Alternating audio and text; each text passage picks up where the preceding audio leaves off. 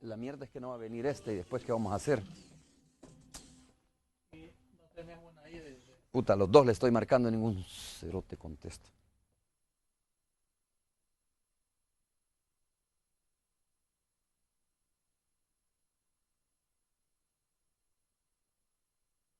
Puta, pero ¿por qué no me marca? ¿Ah?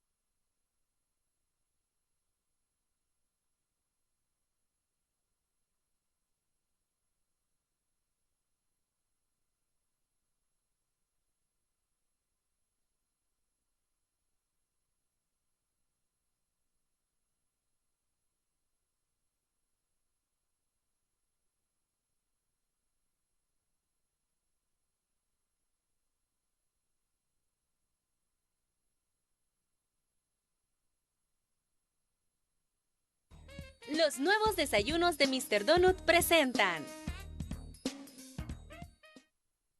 Roberto Lorenzana, secretario técnico de la Presidencia de la República, está con nosotros esta mañana. Será una entrevista un poquito más corta porque son las 7:20 más o menos, 7:17 tengo yo. Bueno, gracias Roberto por estar con nosotros. Un gusto que nos acompañes esta mañana. Buenos días, muchas gracias. Roberto, para entrar en materia rápidamente, a ver, coméntanos cuáles son los avances desde el punto de vista del gobierno. Ayer conocimos el informe del presidente Salvador Sánchez Serén en el primer año de gestión y me gustaría abrir con esto, ¿no? ¿Cuáles son los avances que se han logrado desde el punto de vista del gobierno en este primer año de gestión? Bueno, tratando de hacer una síntesis así apretada de los principales logros, podríamos decir, por ejemplo, en materia de cooperación internacional, en este año se ha logrado concretar una cooperación internacional de $1.000 millones, que por supuesto se ejecutará en el transcurso de los 4 años venideros, como fondos no reembolsables. Creo que la gran negociación que se hizo para resolver el conflicto internacional de Selenel, que logró que el patrimonio nacional vuelva a ser nacional realmente, porque estaba ya el 52%, según un juicio, un arbitraje internacional, en manos de una empresa extranjera, es importantísimo, y eso marca el inicio de nuevas operaciones de inversión en materia de geotermia en el país. El crecimiento económico ha empezado a despegar, el 2014 en el 2%, y este año, según el mismo Fondo Internacional, 2.5%, o sea, se ha iniciado a marcar una nueva tendencia. Creo que independientemente de que hay resultados de un clima de violencia muy grande, el hecho de haber iniciado la más grande operación de desorganización, de desmantelamiento de las pandillas, al haber capturado 200 estructuras del crimen organizado, de las pandillas, y eso significa una captura de 10.000 pandilleros, eso es un proceso de desorganización y de control territorial que marca el inicio, por supuesto, de un nuevo momento en el control y para asegurar tranquilidad a la familia. No tenemos ninguna duda de que el clima de violencia está fuerte, pero es producto de este gran enfrentamiento. En materia social, podríamos decir el hecho de que se hayan iniciado el cumplimiento de las grandes promesas del presidente en la campaña, como es el paquete escolar para bachillerato, la continuidad de todos los programas, pero la ampliación del paquete escolar para bachillerato se inició en enero.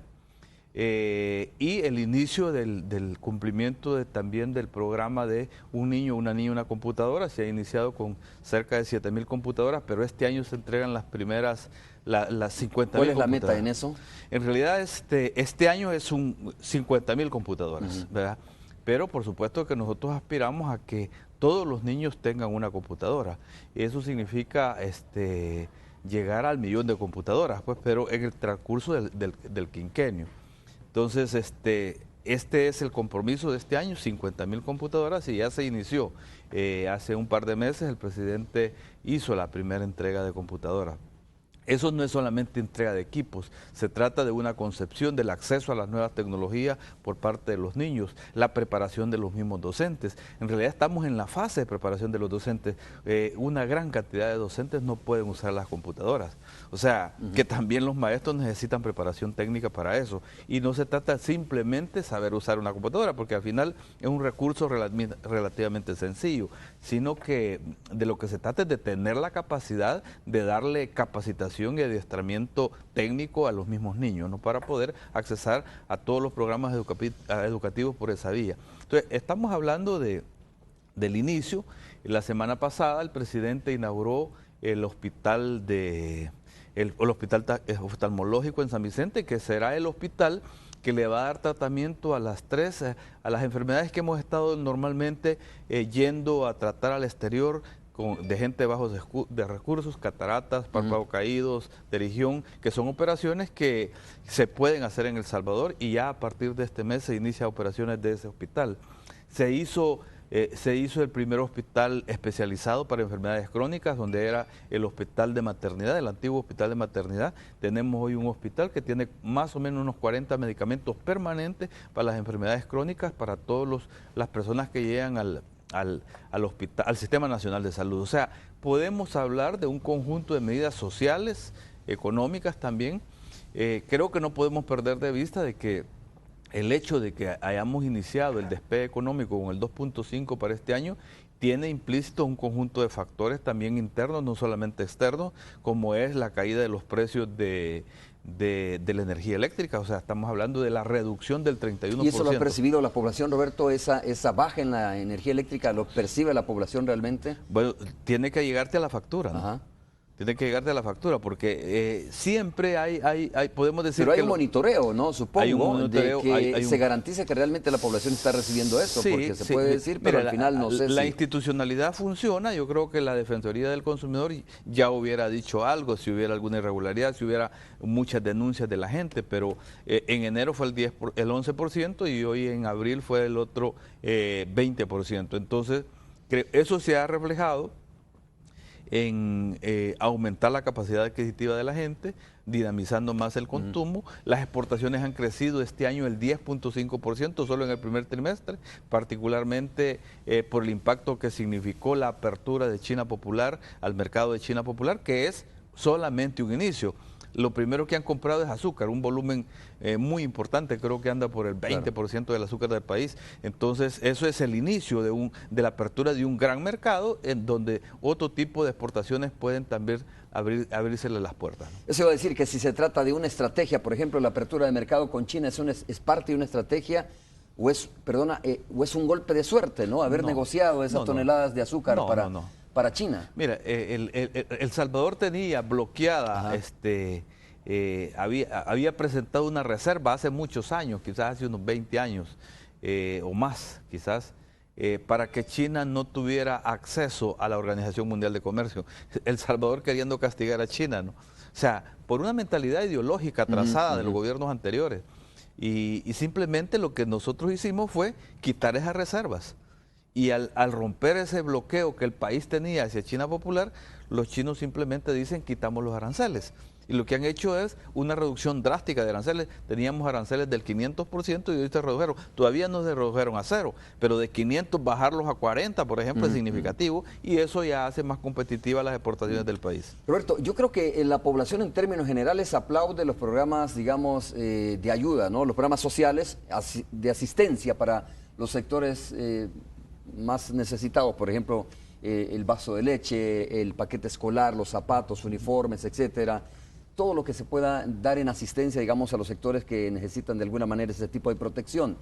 Yo creo que el gobierno tenía la obligación de continuar, de hecho son ley de la República, pero bueno, más allá de estos programas que son importantes, su impacto es importante y de las acciones que se han desarrollado, la duda de la población salvadoreña es, y sobre todo creo yo la oposición, porque ayer recogiendo algunas palabras que dijeron algunos partidos de oposición, dijeron nos sentimos un poco, bueno, nos sentimos avergonzados del discurso que acabamos de escuchar, dijeron creo que es una falta de respeto hacia el pueblo salvadoreño. ¿Por qué? Porque Arena principalmente, que fue el crítico de esto, dijo no vemos dónde está el mapa que nos va a llevar precisamente al despegue económico. Reitero, se entiende y creo que es bueno el tema de los programas sociales, pero bueno, los motores económicos del país, ¿dónde los está fincando este gobierno del FMLN? Bueno, podemos hablar, por ejemplo, de tres aspectos. La diversificación de la matriz energética, por ejemplo. Nosotros estamos haciendo no solamente planes, estamos ejecutando acciones concretas. Se van a... estos días, no sé si en el transcurso de una semana o 15 días, vamos a hacer prácticamente la oficialización del inicio de la explotación de la planta geotérmica en Chinameca, ¿verdad? Todavía falta, por supuesto, inversiones que hacer. Nunca había habido una planta geotérmica ahí. Eso va a significar ampliación de la capacidad de generación de energía del país, energía más barata. Habló de la construcción de dos plantas, ¿no? Y luego en San Vicente. Pero también se están haciendo ampliaciones en Aguachapán y el Chaparral, que estaba parado por las diferencias que hubieron en el gobierno anterior, producto del cierre de esa operación, se reinicia este año. Esas son inversiones. En la 5 de noviembre se está haciendo una inversión importante que termina en el 2016, pero se está haciendo. Eso es más energía y energía más barata para la industria, para todos los salvadoreños. Luego hay inversión privada que se está desarrollando. Energías del Pacífico está en el proceso de preparación de la implementación de una inversión cuantiosa de $800 millones para generación de energía en base a gas. Nosotros le estamos dando todo el apoyo que es necesario para que esa operación se realice.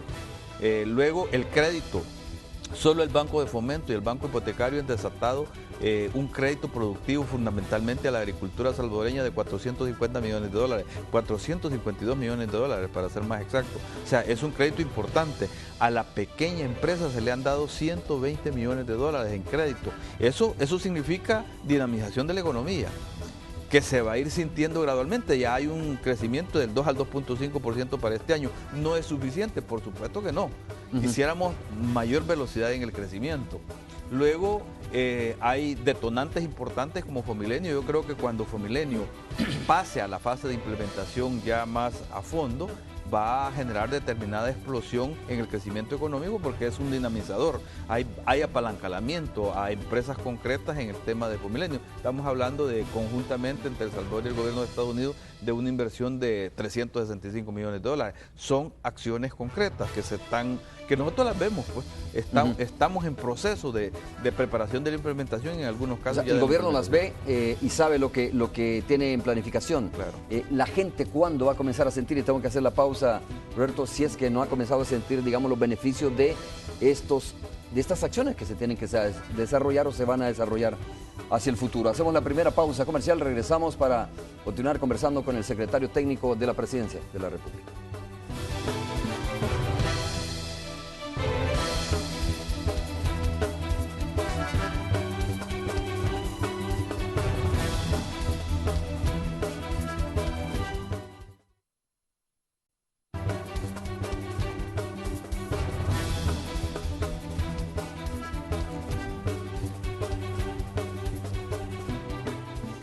Bien, en el tiempo que nos queda vamos a hablar, hemos hablado un poco de los logros, ¿no? Como dijo Roberto, el tiempo es muy poco para hablar sobre lo que podría ser los logros que ha anunciado el presidente Salvador Sánchez Serén, pero tenemos que hablar de las deudas, de cómo se puede ir soslayando estos temas que son complicadísimos, como por ejemplo el tema de la seguridad pública, que el gobierno dijo ayer que no lo esconde, sabe que hay una situación complicada. Y también el crecimiento económico, ya lo anunciaba o lo decía el secretario técnico de la Presidencia de la República. Pero el punto es, antes de entrar al tema de la seguridad, a ver, si realmente la gente está sintiendo esto, porque si nos vamos por las encuestas, secretario, habrá que decir que la gente no está percibiendo esas acciones o no está percibiendo que tiene un mejor nivel de vida hasta este momento en el primer año de gobierno de Salvador Sánchez Serén. Sí, el crecimiento es relativamente pequeño, ¿no? O sea, el 2014 llegamos al 2%, veníamos de 1.8, ¿no? en el gobierno anterior, o sea, es un crecimiento limitado. Para este año estamos hablando del 2.5, pero estamos saliendo del estancamiento.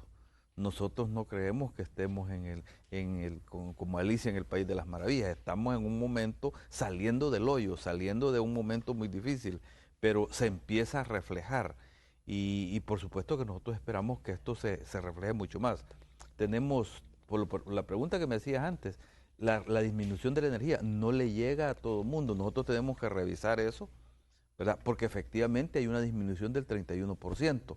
Por supuesto que si la gente consume más no se va a sentir, ¿no? Pero yo creo que hay que hacer una revisión. Creo que la Defensoría del Consumidor tiene que revisar que verdaderamente las distribuidoras de energía eléctrica estén aplicando. Que estén trasladando eso, ¿no? Que estén trasladando al usuario, porque de lo contrario se benefician otros, porque efectivamente el precio de la energía bajó y eso tiene que reflejarse que aquí en el no es recibo. como las estaciones de servicio, que es un precio de referencia. Aquí es que si baja, tiene que aplicarse esa reducción obligatoriamente. Efectivamente. Ajá. Y aún también en las estaciones de servicio, o sea, también aunque sea un precio de referencia, se ha reflejado, porque la disminución del precio del combustible creo que ha sido más tangible para la gente. Cuando llega la gente a echar gasolina al carro, siente que verdaderamente bajó la energía con respecto a cómo la teníamos antes. Pero en energía, creo yo que hay que hacer una revisión para ver si verdaderamente las empresas distribuidoras están aplicando esa reducción del precio, ¿no? Roberto, ¿qué país anunció ayer el presidente Salvador Sánchez Serén? ¿Qué país describió para ti el presidente Salvador Sánchez Serén en su discurso? Bueno, yo creo que el presidente lo que planteó que es un país que hace un esfuerzo por unificarse en medio de una herencia de una situación difícil, de un crecimiento estancado, de una situación de violencia bastante generalizado en el país, pero que hay logros importantes que se están haciendo que no son suficientes y hay que avanzar hacia adelante. Por supuesto de que el mundo está dividido en dos, el mundo de los pesimistas y el mundo de los optimistas. Nosotros preferimos estar al lado de los optimistas siendo realistas, ¿no? Porque tampoco vamos a engañar de que las cosas están resueltas. Hay serias dificultades en el país y tenemos el compromiso y la firme determinación de enfrentar esas dificultades. ¿Cuándo se tendrá listo el plan quinquenal? El plan quinquenal está listo, fue presentado en el mes de enero, desde diciembre lo teníamos ¿Y listo. se van ejecutando esas acciones? ¿Qué acciones contempla principalmente? Esas acciones han empezado a ejecutarse. Vaya, por ejemplo, el tema del crecimiento económico se ha iniciado, pero el gobierno anterior terminó con 1.8, este año estamos con 2.5, nuestra meta es superar el 3%. Si logramos un crecimiento arriba del 3% estos próximos años, sin duda esa situación va a mejorar significativamente. Fíjate que a veces uno no es capaz de reconocerse sus propios méritos, ¿no? El vicepresidente del Banco Mundial, el señor Jorge Familiar, que estuvo hace 3 semanas en El Salvador, decía, El Salvador ha hecho logros importantísimos desde el punto de vista social. Ha alcanzado, dice el vicepresidente del Banco Mundial, el segundo lugar, el segundo país con menos inequidad en América Latina después de Uruguay. Te lo dice el vicepresidente del Banco Mundial acá en una conferencia. O sea, eso quiere decir que en materia social se está haciendo grandes esfuerzos en acceso de agua, en educación, en salud. O sea, se ha duplicado prácticamente la inversión en medicamentos, que no es suficiente, por supuesto que no. Los equipos comunitarios están en atención primaria en las comunidades. O sea, las condiciones de vida de la gente han mejorado. Las capas medias, creo yo, son las que más han estado resintiendo el momento, porque ese crecimiento económico y esa disminución en el costo de la vida todavía no lo perciben los sectores medios del país. ¿Y qué falta que hacer para que lo perciba la población salvadoreña, las clases medias sobre todo, como tú dices? Yo creo que tenemos que impulsar proyectos que todavía no han iniciado. Por ejemplo, el tema del empleo juvenil todavía no ha iniciado.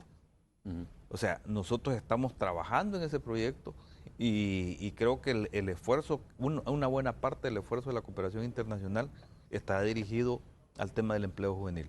Esa es una demanda muy importante que hay que responderla. Roberto, ayer, creo que fue ayer el presidente de la República, o el expresidente Mauricio Funes decía que probablemente algunos de los errores de este gobierno es haberse distanciado o haberse separado de algunas de las acciones o políticas que venía desarrollando su gobierno, ¿no? Lógicamente no se refería a los programas sociales porque son programas que ya son ley de la República pues tienen que ejecutarse como tal y buscar su financiamiento.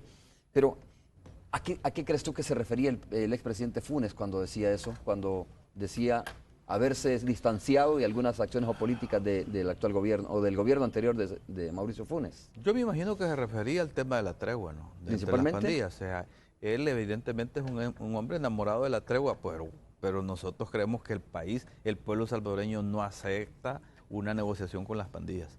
Y nosotros en ese sentido hemos sido categóricos, no vamos a negociar con las pandillas. Nosotros necesitamos enfrentar ese crimen, ese flagelo, por todos medios, por la vía del enfrentamiento directo, por la vía de la represión, por la vía del control territorial, por la vía de la desorganización de las pandillas y por supuesto por la vía de la rehabilitación y por la vía de la prevención. Se ha iniciado un esfuerzo significativo también en esa dirección de manera integral, pero los resultados todavía no los vemos, ¿no? Nosotros somos optimistas y creemos que esos resultados se van a ir viendo, pero por supuesto que no somos mediáticos. También en eso nos distanciamos de los gobiernos anteriores. No hemos sido un gobierno mediático. Creemos, puede ser de que ese sea un error, ¿verdad? Porque la vida es de percepciones, pero nosotros no queremos venderle solo ilusiones a la población, nosotros queremos venderle resultados y preferimos ser realistas. No, pero bueno, se supone que resultados hay. Sí, por supuesto, pero necesitamos, se ha digamos, tenido una comunicación deficiente a mi juicio, ¿verdad? No podemos decir que solamente es un problema de comunicación, pero sí creo que el gobierno no ha comunicado de manera suficiente lo que se ha estado haciendo. Eso tomamos nota, ¿no?, de lo que ha estado pasando y creo que hay que hacer mayor un esfuerzo. No se trata de ser un gobierno que simplemente trata de venderle ilusiones a la gente, hay que vender resultados, pero hay que comunicar lo que se hace. Creo que muchos de estos logros que hoy el presidente ha comunicado no se han trasladado de manera continua a la población. ¿Y tiene o no tiene que ser un gobierno de continuidad del anterior? Es un gobierno de continuidad. Todos los programas sociales que inició el gobierno anterior están continuando, se están desarrollando, se están ampliando. Por ejemplo, los paquetes sociales, los paquetes escolares hoy van a bachillerato, antes era hasta 9º grado. El vaso de leche se está ampliando. Los alimentos escolares en general se están ampliando. Las computadoras no habían la vez pasada para los niños, hoy es un nuevo programa, ¿no? En materia de generación de empleo, en materia económica, el gobierno anterior también dio pasos más limitados, porque su énfasis estuvo en las políticas sociales. Nosotros hoy estamos haciendo un esfuerzo mayor en el tema del crecimiento económico y ya se empezó a percibir. Lo que pasa es que no es suficiente, del 2 al 2.5 no es suficiente, quisiéramos más, pero el tema del crecimiento económico y el tema de la inseguridad no es solamente una responsabilidad del gobierno, es una responsabilidad de todos los sectores del país y el sector privado también tiene que poner su parte, ¿no? Tiene que haber mayor inversión. Nosotros lo que hacemos es poner las condiciones, las reglas del juego. Fíjate, el conflicto internacional Selenel le hacía un gran daño a la imagen internacional del país. 2 gobiernos anteriores no pudieron resolverlo. Nosotros en 6 meses lo habíamos resuelto. Mejoró la imagen internacional del país. Hicimos una conciliación, un acuerdo conciliatorio con la empresa con la que teníamos más de 10 años de estar conflictuados. Y eso significa hoy mayores inversiones en materia de generación de energía. Por supuesto que eso se va a ir viendo mejor y la imagen del país va mejorando para traer más inversiones. Roberto, tengo que preguntarlo francamente, ¿no? Y me gustaría conocer de ti cifras, porque, a ver, cuando preguntas a los tanques de pensamiento de nuestro país, que todos conocemos a quienes nos referimos cuando hablamos de tanques de pensamiento, ellos dicen algo que rimbombante de esas palabras. ellos dicen que todos los indicadores económicos de verdad vienen hacia la baja, ¿no? Y pintan un país, incluso Jorge Velado, presidente del Partido Arena, dijo que es un país prácticamente en crisis, que es un estado fallido, dijo recientemente. Digo, cuando tú le preguntas las exportaciones, la generación de empleo, todas las estadísticas e indicadores según FUSADE, según la NEP, pues no van por el camino correcto, ¿no? No son lo que ellos esperaban.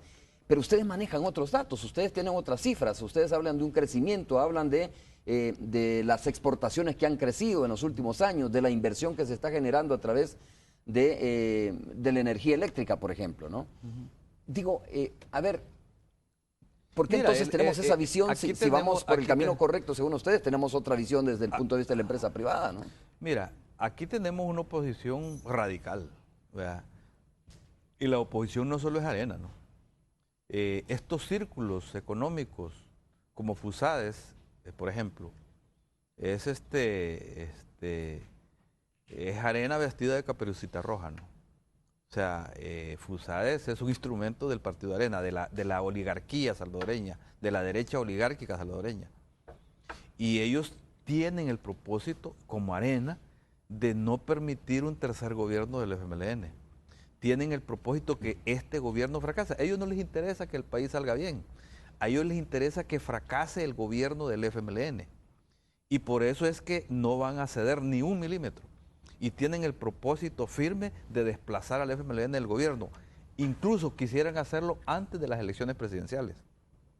Con objetivos perversos como el de Venezuela. Ya se van a inventar, yo ya siento que van a empezar a decir que hay persecución política. Bueno, Velado ya lo dijo.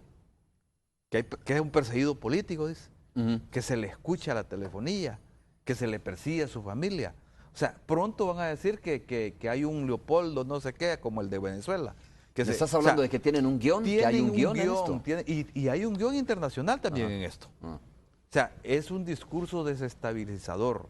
No aceptan absolutamente ningún mérito, ninguno de los logros de este gobierno. Los paquetes escolares no son logros. Eso no sirve para nada. Las posibilidades de darle acceso a la semilla para elevar la producción de alimentos en el país, eso no son logros, eso es populismo, dicen ellos. Y uno debe de entender el firme propósito que tienen de impedir que este gobierno salga adelante. No les interesa el país al final, lo que les interesa es recuperar el poder. Recuperar el poder, o sea, ellos lo que quieren es desplazar al FMLN del gobierno. Y por supuesto de que el objetivo está de cara al 2019. Pero si pudieran hacerlo antes, no les importaría violar las reglas del juego institucional del país. Son capaces de eso. Son capaces incluso de inventarse un golpe de Estado. De eso es capaz esta derecha. Y nosotros tenemos que hacernos cargo de eso. Pero también ellos deben de tomar en cuenta que nosotros hemos tenido una conducta muy prudente, muy dialogante. El presidente tiene una política concertadora. pero para cualquier intento de romper la institucionalidad del país va a tener, por supuesto, se va a enfrentar con una mano firme del gobierno. Roberto, Y entonces, esos propósitos los tienen ajá. ellos. ¿Y con qué intención entonces llegan al Consejo Nacional de Seguridad y Convivencia, tanto FUSADE, representantes de FUSADE como el Partido Arena, si el único propósito que tienen o el guión que tienen, según tú, es precisamente desestabilizar? Fíjate que yo ahí hablaría de dos casos. Hay personas. Ajá. Hay personas en particular que a mi juicio, independientemente de que pertenezcan a determinados círculos económicos, lo hacen con la intención realmente de buscar acuerdos, de aportar realmente. Pero Arena como institución tiene el propósito de maquillar su presencia, de aparentar de que están buscando acercamiento, propuestas, pero en el fondo, vea, se reúnen contigo y por la espalda te meten el cuchillo. Esa es la conducta que tiene Arena en este momento. Se sienta contigo para dialogar, pero al nomás salir del diálogo empiezan a vociferar en contra de todo lo que se ha hablado, de la búsqueda de acuerdos. Nosotros tenemos con Arena una mesa que la está auspiciando el secretario general de la OEA. ¿Y por qué dicen que es un diálogo hipócrita, que no se llega a nada, que no hay ninguna voluntad? Bueno, que se lo digan al secretario general de la OEA, porque estamos sentados buscando un entendimiento con el secretario general de la OEA. Lo que pasa es que, te digo, son objetivos políticos y uno los puede entender, pues. Pero lo que no se vale es que pretendan desestabilizar el gobierno y el país. Fíjate, a mí me llamó poderosamente la atención la declaración del día de ayer de Monseñor Gregorio Rosa Chávez. Llegó a decir de que el incremento de la violencia, algo así como que tiene un lado diabólico. Dijo que es diabólico. O sea, eso creo que hay que interpretarlo más a fondo. ¿Qué quiere decir? Fíjate, en la celebración de la beatificación de Monseñor Romero, se da un incremento de la violencia. Y estuvieron diciendo de que si se llegaba a la concentración para celebrar la beatificación del Monseñor Romero, había peligro. Se inventan rumores, no ande con el pelo rojo, no ande con las camisas no sé qué. O sea, son rumores. Ese rumor lo han tirado en Honduras. Lo han tirado hace 15 días en México. ¿Pero que es un rumor generado por la derecha? Claro que sí. La derecha está generando un ambiente de desestabilización. Que aquí no hay control, que aquí la policía no hace nada. No reconocer el enorme esfuerzo que está haciendo la policía. O sea, es no ver la realidad. La policía está incluso sacrificando vidas. Son 200 estructuras que han sido desmanteladas en este trimestre, digámoslo así. Fíjate, son 10.000 capturas. ¿Qué hace el sistema judicial? Así que la seguridad no es solamente del gobierno, del Ministerio de Seguridad. ¿Qué hace el sistema judicial? El sistema judicial y particularmente la Sala de lo Constitucional se mete en lo que no le toca y no se mete en lo que le toca. Mira, se meten presos los pandilleros, 3 días después están libres. Roberto, qué interesante esto. ¿Por qué no depuran a los jueces? Por el tema del tiempo, pero mira, te tengo que hacer esta pregunta. Y pareciera, y tú me explicas esto antes de ir a la pausa comercial, que sé que nos vamos a quedar cortos. Pareciera que entonces el gobierno actual tiene en contra, lógicamente tú entiendes al partido Arena, ¿no? Es la oposición, pero tiene en contra la empresa privada tiene parte de la empresa privada en su contra que hace un papel político que tú me estás diciendo. No, yo lo que creo que ¿cuáles son los amigos de este gobierno entonces dentro del sector privado? Las cúpulas empresariales particularmente tienen una agenda política. La NEP, ¿sabes? Tienen una agenda política, claramente política, ¿verdad? Pero dentro del sector privado nosotros no podemos generalizar. Hay una amplia relación, amplísima relación con el sector privado. Hay gente que está invirtiendo, que está haciendo grandes esfuerzos porque haya crecimiento económico. Inversiones ya existentes también que están haciendo un esfuerzo, ¿verdad? Incluso fíjate que la banca, por ejemplo, la banca está haciendo un enorme esfuerzo, creciendo y haciendo inversiones, dinamizando el crédito también. Hemos llegado a un acuerdo de flexibilizar incluso el encaje a cambio de crédito productivo y ese crédito está ensanchándose producto de ese esfuerzo que se está haciendo. La banca también ha estado contribuyendo, por ejemplo, en el momento para financiar esa operación CLNEL, 287 millones de dólares, también la banca participó. Y nosotros creemos que en ese sentido pues hay una conducta totalmente distinta.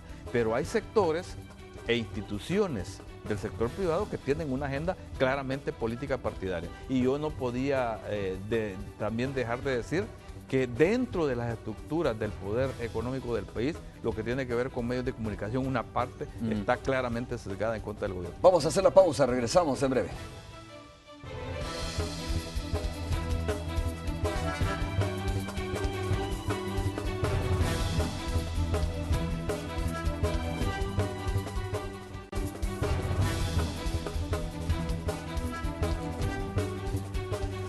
Estamos de regreso conversando con el secretario técnico de la presidencia, Roberto Lorenzana, a quien le tengo que preguntar también sobre el futuro, Roberto, porque este es también uno de los pilares y de los polos, digamos, de desarrollo del país, de los motores de los cuales se habla, ¿no? Que hay que activarlo, ponerlo en marcha, es el puerto de la Unión Centroamericana. ¿Qué pasó con la licitación y cuál va a ser el camino ahora que va a tomar el gobierno en torno al puerto de la Unión Centroamericana? Bueno, mira, primero quiero decir de que es una licitación que se declaró desierta porque los participantes que habían estado participando en el proceso ya a la hora del cierre no hicieron ninguna oferta.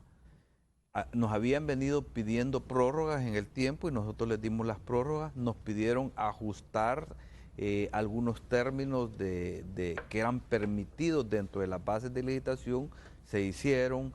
Pidieron que se incrementaran las tarifas en Acajuta porque es el puerto con el que ellos van a competir, pidieron que se les disminuyera la prima que tenían que dar para arriesgar menos, pidieron que se redujeran las penalidades en el caso de incumplimiento en el movimiento de carga, también se redujeron, hubo un compromiso con el dragado, no es cierto que no hay un compromiso con el dragado, de las mismas finanzas de CEPA hay un acuerdo para que de ahí se financiara. El dragado, por supuesto, el dragado se hace en el momento de que se hace la adjudicación de la licitación. Entonces se hizo un conjunto de flexibilidades, pero finalmente no quisieron participar. Y esto tiene a la base una cosa, en realidad ese es un proyecto que se construyó sin un estudio de factibilidad económica. No hay ningún estudio registrado en CEPA. Yo le pregunté al presidente de CEPA anterior al actual si había encontrado algún estudio, porque ese puerto se hizo en tiempos de arena, 200 millones de dólares de cemento y hierro que tiraron allá en la Unión, ¿verdad? Cuando originalmente es un proyecto que costaba 127. ¿Mal construido entonces? Pues puede estar bien construido. El tema es que costaba 127 millones según el proyecto original y terminó costando 200 millones en tiempos de Vilma de Escobar. Ella era la vicepresidenta y ella era la que movía el tema del puerto. Entonces, de 127 costó 200 millones y no hay ningún estudio de factibilidad económica. Es muy simple para un importador. La carga de un país se consolida ¿dónde? En la capital. Esa es la principal carga de importación y de exportación. ¿De dónde es más barato traer un flete terrestre de la Unión para San Salvador o de Acajuta para la Unión? Es de elemental sentido común. Es más barato traerlo de Acajuta para San Salvador y por eso es que ellos no pueden competir con el puerto. Entonces ven mucho riesgo en eso. Pero no hubo un estudio de factibilidad económica. Pero vaya, de todas formas el gobierno tiene la obligación de ver qué hace con esto, ¿no? Sí, pero vale la pena decirlo. Sí. Nosotros estamos remendando un entuerto que dejó arena, que no nos tiren nosotros la culpa. Ellos cometieron ese error de hacer un puerto en el peor punto de asolvamiento del país.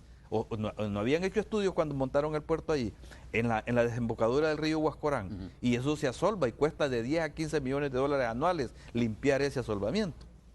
Entonces, no hicieron estudios entonces. Hoy nos toca que remendar ese entuerto. Esta licitación no salió, tenemos que modificar más las bases de licitación, los términos de la licitación, para ver si las empresas logran en otro entorno ser competitivos con su propuesta. Mira, vamos a ir al enlace con la Radio 109, gracias a Puma. Saludamos a Tony Cabezas, que está con el ministro, creo, de Seguridad y Justicia de nuestro país, Benito Lara. Vamos entonces con Tony Cabezas. Puma, Ion Diesel, ultra bajo en azufre, presenta. Vamos entonces a contactar ya con Canal 12. Ministro, está ya el secretario técnico de la presidencia, Roberto Lorenzana, a quien le damos la bienvenida. Hola nuevamente, Romeo. Buenos días. Mucho gusto, Tony. Mucho gusto. ¿Qué te dice el ministro de Seguridad Pública, Pues Tony? aquí estamos hablando de que rápidamente ya pasó un año, ¿verdad? Estábamos a punto de comenzar a hacer ya las primeras preguntas. Aquí está para que los saludes, ¿verdad? Y si tienes alguna duda. Yo tengo un par ahí en temas económicos, ¿verdad?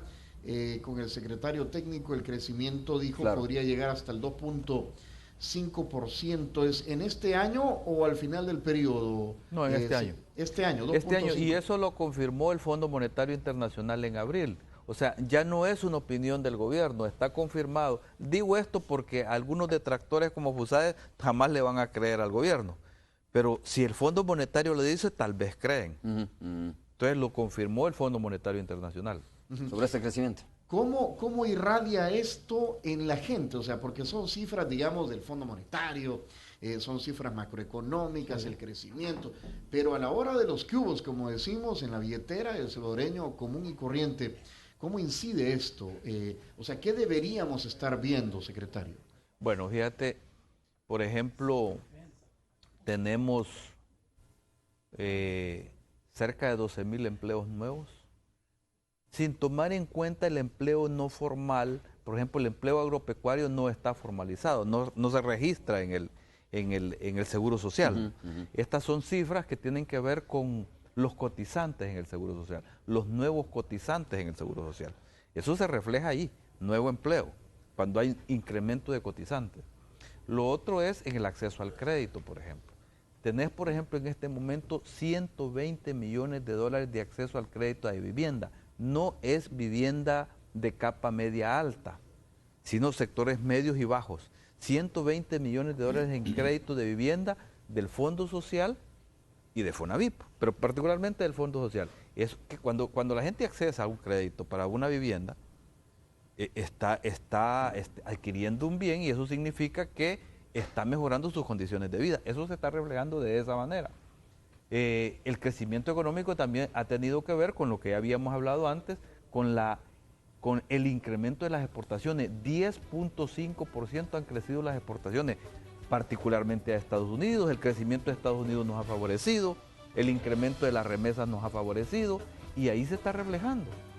10.5 particularmente por lo que tiene que ver con la apertura del mercado chino, el incremento de 200,000 quintales de exportación de café en buenos precios porque se vendió a $200 el quintal y el aumento de las exportaciones de Estados Unidos de la industria de la confección, particularmente. Tony, saludamos a Benito. Mira, sí. La verdad que cosas importantes que decir sobre el tema de la seguridad pública. Primero, creo que es importante ser honestos en esto, ¿verdad? Y decir, mire, no es una cuestión fácil, como lo dijo ayer en su discurso el presidente Salvador Sánchez Serén, no es una cuestión de resolverla tan fácilmente, es una cuestión que de alguna manera se ha venido heredando, pero de todas formas es este gabinete el que tiene ahora la obligación de ver cómo se va resolviendo esto. Benito, así muy rápidamente, ¿qué le puede decir a la población que continúa, lógicamente, esperando mejores resultados en el tema de la seguridad?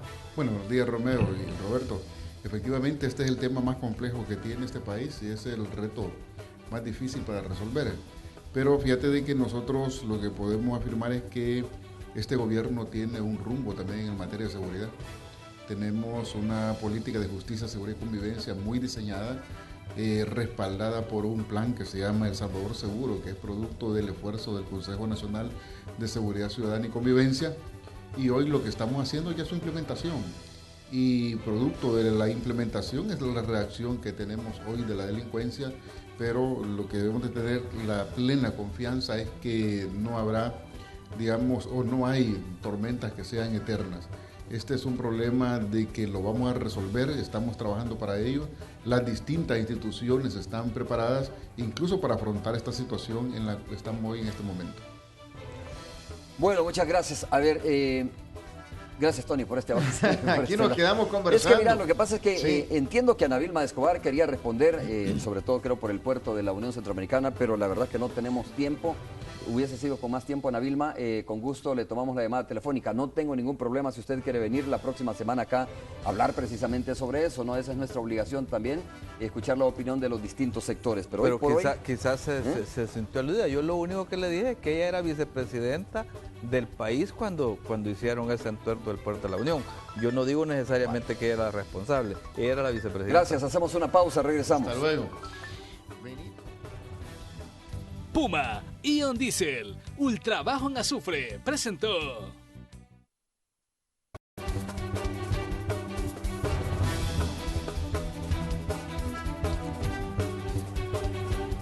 Bueno, muchas gracias por haber estado con nosotros. Roberto, también gracias por habernos acompañado esta mañana. Muchísimas gracias, buenos días. Nos vemos el día de mañana a las 5:30, es todo. Buenos días. Bueno, disculpe que estábamos aquí. Los nuevos desayunos de Mr. Donut presentó.